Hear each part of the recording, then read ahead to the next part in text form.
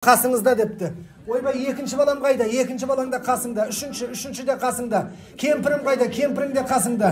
Онда туалеттің светін яқып жанып тұр, өшіріңдер керек.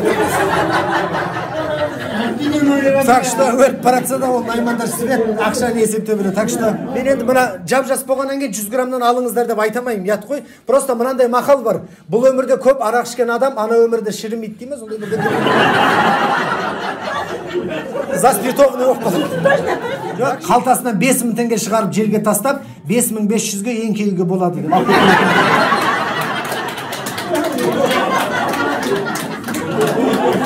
Амалын тауып алған ғой. Ана екеуінің миы жетпейді, алып кету керек қой.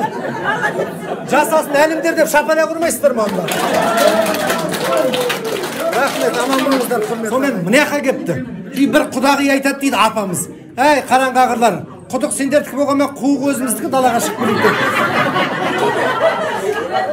Сол айтпақшы қысылып оққан жоқсыздар ма? Bir далаға шығу деген бар.